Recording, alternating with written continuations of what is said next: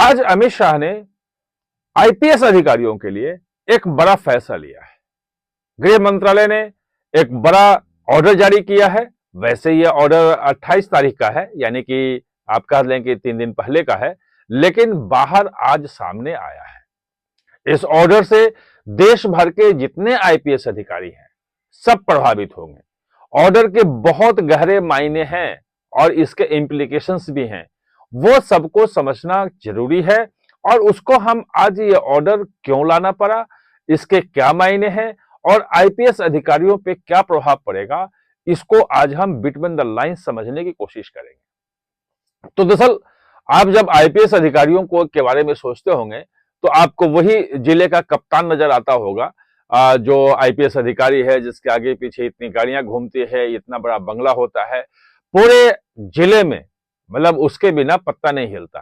मतलब एसपी और कलेक्टर, ये दोनों जो हैं, एक सिविल के और एक पुलिस के, दोनों हेड, अब तमाम जिले की पुलिस जो है उनके आगे पीछे घूमती है।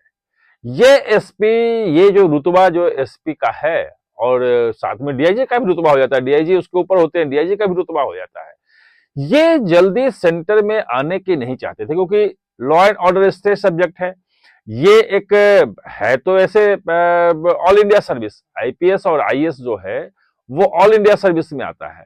ऑल इंडिया सर्विस का मतलब ये है कि ये स्टेट में कैडर इनका अलॉट जरूर होता है, कि किसी को पश्चिम बंगाल कैडर मिला, किसी को उत्तर प्रदेश कैडर मिला, किसी को यूटी कैडर मिला। जो यूनियन टेरिटरी में पोस्टेड होते हैं उनको यूटी कैडर ही मिलता है। लेकिन सेंटर में उनको डेपुटेशन पे आना पड़ता है।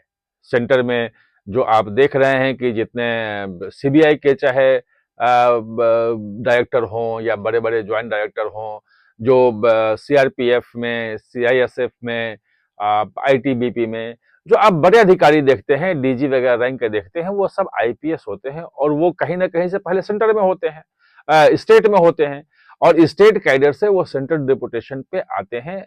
और यहाँ भी मतलब आईजी लेवल पे भी बहुत सारे पोस्ट जो हैं वो सब आईपीएस के लिए रिजर्व होते हैं। और आईपीएस का ये जो क्राइटेरिया है, और ये एक पूरे आईपीएस का एक्सपीरियंस जो होता है कि एक स्टेट से निकल के आप सेंटर में काम करते हैं, तो आपको समझ में आता है कि स्टेट की क्या जरूरत थी और सेंटर की क्या जरूरत है। यानी कि आप एक यूनिट के रूप में आईपीएस काम करता है। जो पिछले कुछ सालों में देखा गया, खास तौर पे मोदी सरकार के आने के बाद, और उसके पहले से शुरू हो गया था, उसके बाद ज्यादा देखा जाने लगा कि ये चीजें टूट रही थी। और जो आईपीएस स्टेट में होता है पोस्टिंग, और आईपीएस का जो रुतबा होता है, उस रुतबे को छोड़ने के लिए बहुत सारे आईपीएस तैयार नहीं होते थे। और अगर उनको डिप्रेशन पे भेजा भी जाता था कि भाई सेंटर में आप डिप्रेशन पे जाओ, तो भी वो कहीं ना कहीं से अपनी पैरवी करके या अपनी पहुंच से उसको रुकवा लेते थे, मना कर देते थे। डिप्रेशन होने के बाद भी उसको कैंसिल करवा देते थे, क्योंकि उसमें स्टेट गवर्नमेंट का भी एक वो है कि उनका वो चाहिए मैंडेट, कि अगर आप सेंट्रल डिप्रेशन पे जा रहे हैं तो उसमें क्लियरेंस जो है वो स्टेट गवर्नमेंट देती है कि हाँ ठीक है, इनको हम सेंटर में भेज रहे हैं। और यहीं पे आके खेल हो रहा था। तो दरअसल है क्या कि सेंटर में भी बहुत सारे पोस्ट बढ़ते जा रहे हैं। सीआईएसएफ का इतना बड़ा विस्तार हो गया है, आईटीबीपी की नए बटालियन बन रही हैं, सीआरपीएफ की इतनी बटालियन बन चुकी है, इंटरनल सिक्योरिटी में इन सबका बड़ा महत्वपूर्ण, आईबी का अपना इतना बड़ा विभाग है, और आईबी में भी अधिकांश जो पोस्टिंग होती है वो आईपीएस की होती है, सीबीआई में होती है। एनआईए जो एंटी टेरर ऑर्गेनाइजेशन है, जो टेररिस्ट अटैक की जांच करती है, उसमें तो आईपीएस ये सब होते हैं। अधिकांश का लगभग सारे के सारे आईपीएस उसमें होते हैं जो सीनियर पोस्ट पे हैं। बाकी नीचे जो होते हैं वो होते हैं, लेकिन आईपीएस की उसमें जो नेतृत्वकारी भूमिका होती है वो आईपीएस अफसरों की होती है, जांच को वही लीड करते हैं। वहां अगर आईपीएस नहीं होंगे तो कैसे काम चलेगा। और जो आईपीएस वहां नहीं आएंगे और अपना आराम की नौकरी, जो रुतबा उनका जिले में है वही रहेगा, तो क्या होगा।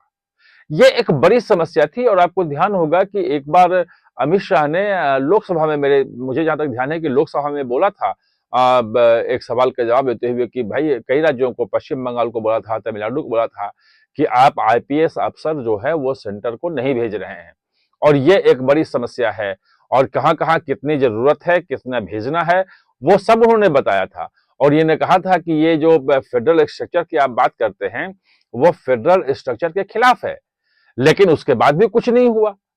अब जाके उन्होंने साफ साफ कर दिया है कि हर आईपीएस को, जो आईपीएस है, और पहले से कर दिया, ये नहीं कि अब नया जो इस साल आईपीएस बनने वाला है उसके लिए, जो 2011 में आईपीएस बना है और 2011 के बाद जितने भी आईपीएस के बैच हैं, सबके लिए मैंडेटरी कर दिया है कि कम से कम 2 साल के लिए आपको सेंटर में डिपुटेशन लेना पड़ेगा।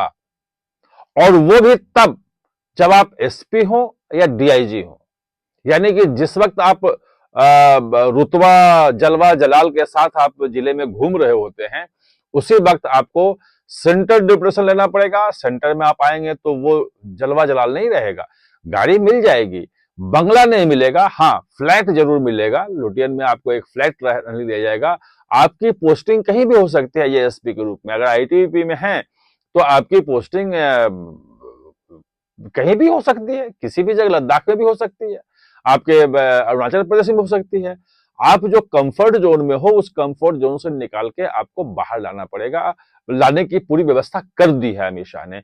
और ये कहा है कि अगर आपने 2 साल का ये वाला डिप्यूटेशन नहीं किया एसपी और डीआईजी लेवल का, तो फिर जो आप सोचें कि बाद में कि हम वहां से निकलें और सीधे हम आईजी लेवल पे आ जाएं, वहां पे एडिशनल डीजी लेवल पे आ जाएं और डीजी बन जाएं, तो वो नहीं होगा। वो फिर आपको जिंदगी भर स्टेट में ही रहना पड़ेगा, वही नौकरी करनी पड़ेगी। स्टेट से बाहर सेंटर में आपका डिप्रेशन बिल्कुल बंद हो जाएगा।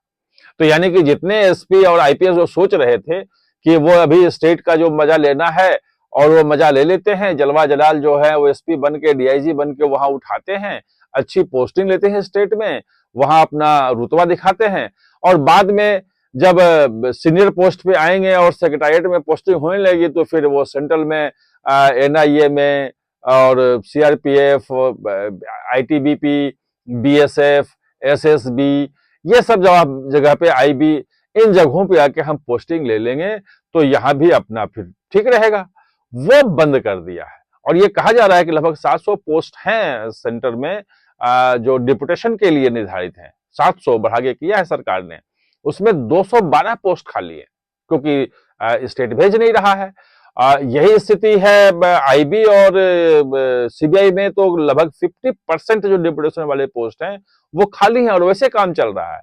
बात यह है कि अगर सेंटर में डिप्यूटेशन पे आप नहीं भेजेंगे तो फिर ये जो सेंट्रल फोर्सेस हैं ये कैसे काम करेंगे? ये एक बड़ा सवाल था, जो सवाल अमित शाह ने उठाया था, फेडरल स्ट्रक्चर को लेकर उठाया था। अब उसको दूर कर दिया गया है। नया ऑर्डर है कि 2011 के बाद जितने आईपीएस बने हैं उनको एसपी और डीआईजी लेवल पे 2 साल की मैंडेटरी सेंट्रल पोस्टिंग में आना पड़ेगा, सेंट्रल एजेंसी की पोस्टिंग में आना पड़ेगा।